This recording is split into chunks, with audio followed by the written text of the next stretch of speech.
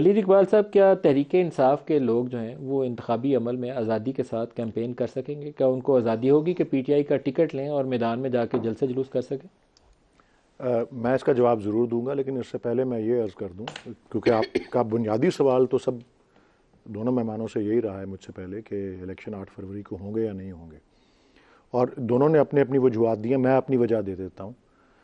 मैं क्यों यकीन रखता हूँ कि ये इलेक्शन 8 फरवरी को होंगे, क्योंकि मैं ये समझता हूँ और मैं दिल से इस बात में यकीन रखता हूँ कि पाकिस्तान में सबसे बालादस्त कानून जो है वो पाकिस्तान का आइन है, और पाकिस्तान के आइन का मुहाफ़िज़ और पाकिस्तान के आइन का कस्टोडियन जो है वो हमारा सुप्रीम कोर्ट है, हमारी आला अदलिया है, supreme court and the high courts, because वो आइन ही की तश्कील करदा इदारे हैं।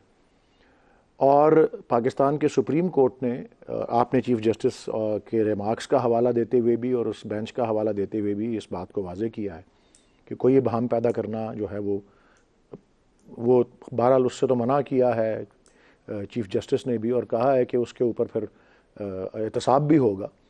लेकिन मैं जो अर्ज़ करना चाह रहा हूँ सर, ये उससे है, ज्यादा जस्टिस अतन मिनिल्ला मैं वही उसी पे आ रहा था, जो 40 सफ़े का इजाफी पावरफुल है, जिसके अंदर उन्होंने गुंजाइश ही नहीं दी भागने के लिए। इसी तरफ आ रहा था। नोट, आई होप कि वो प्रिवेल करे। मैं तो इसी तरफ आ रहा था, मैं वही कहने लगा था कि चीफ जस्टिस ने जो कह दिया वो तो उस वक्त कहा, लेकिन चंद रोज़ कबल जब जस्टिस अतर मिनल्ला का 40 सफ़े का इजाफी नोट आया कि एक एक दिन जो है, जो उस 7 नवंबर या 8 नवंबर या 9 नवंबर जो भी दिन बनता था, अगर आप 90 दिन की गिनती करें, उसके अगर आगे जाता है तो वो आइन से इनहराफ है। मेरे ख्याल में एक ये बात जिसको आप अंग्रेज़ी में कहेंगे इम्प्लाई कर दी गई है कि चलें आप 8 फरवरी को इलेक्शन कराएं तो सही, कराएं, उसके बाद फिर हम देखेंगे कि किस किस ने क्या क्या आइन से इनहराफ किया। और आइन से इनहराफ और आइन को पामाल करना गैर आइनी तरीके से, जो कि जिनमें ये सारे इकदाम शामिल हैं, ताख़ीर करना और वो सब संगीन गद्दारी के ज़ुमरे में आते हैं। आर्टिकल 6 के नीचे, subverting the constitution bye unconstitutional means. That's why मैं इसलिए कह रहा हूँ, और मेरी अर्ज़ ये है कि मुझे कोई शक व शुबा नहीं है कि 8 फरवरी को इलेक्शन होंगे, और अगर नहीं होते, हाँ वो एक अलग बात है कि पाकिस्तान की तारीख में तो ऐसा होता आया है, और वो तभी होता आया जब हम आइन से इनहराफ करते रहे। और पाकिस्तान की तारीख में आइन से इनहराफ और मावराए आइन बहुत से इकदाम हुए हैं, और बदकिस्मती से हमारी अदलिया ने ही उनको जो है तहफ़्फ़ुज़ दिया बाद अज़ वक्त। लेकिन इस वक्त जो अदलिया जिस मकाम पर खड़ी है और जिस तरह अपनी राय का इजहार किया है, वो बार बार उन्हीं मिसालों का जिक्र करते हैं कि जी जो मौलवी तमीज़ुद्दीन केस में हुआ, या जो बेगम नुसरत भुट्टो वाले केस में हुआ, या डोसो वाले केस में हुआ, या जिस तरह के वो सारे केसेस जो हैं, जो पाकिस्तान की आइनी तारीख का एक दायमी हिस्सा है, जहाँ पे नज़रिया ज़रूरत और डॉक्ट्रिन ऑफ नेसेसिटी और आइन से इनहराफ को भी कह दिया गया कि जी क्योंकि वो हमारे जो वो अवाम का जो मफाद है वो सबसे सुप्रीम लॉ है, आइन भी उससे नीचे आ जाता है। जब आइन ने कोई चीज़ वज़ा की हो, जब आइन ने कोई लवाज़मात पेश की हो, तो फिर उन पे अमल करना ज़रूरी होता है। नहीं तो फिर आइन का हमें वो क्या ज़रूरत है, किताब की तरह फेंकते फाड़ के उसको।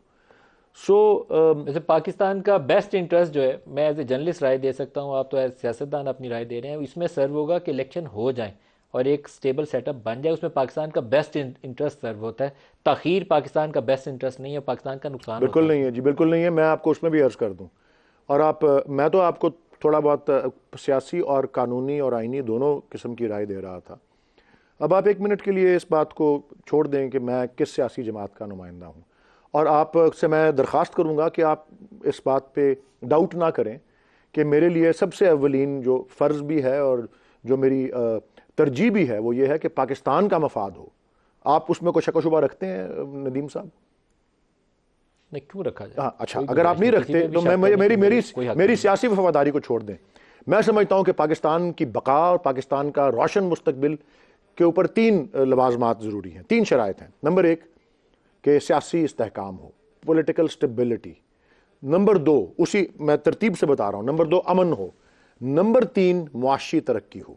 और मैं इसी तरतीब से बता रहा हूँ कि सबसे पहले उसके लिए सियासी इस्तेहकाम ज़रूरी है, उसके साथ साथ फिर अमन आता है, और जब ये दोनों लवाजमात पूरी होती हैं तो फिर जो है हम माशी तरक्की कर सकते हैं। हम तीसरी चीज़ को पहले ला के कि जी ये इस तरह से हो गया और हमने इतनी इन्वेस्टमेंट ले आए, इतने वादे कर लिए, इतने MOUs कर लिए, इनकी कोई हैसियत नहीं है, वो कभी भी नहीं होगा, कभी भी मटीरियलाइज नहीं करेंगे, अब कभी भी उन पर अमल दरामद नहीं होगा जब तक कि वो पहली दो चीज़ें नहीं होती। इस्तेहकाम नहीं होता, दायमी इस्तेहकाम और देरपा इस्तेहकाम, और दूसरा वो अमन, जिसको, और वो किस तरह आता है कि जब पूरी शराकत के साथ पाकिस्तान की अवाम जो है हिस्सा ले एक इलेक्शन में, पूरी शराकत के साथ, इंक्लूसिवली।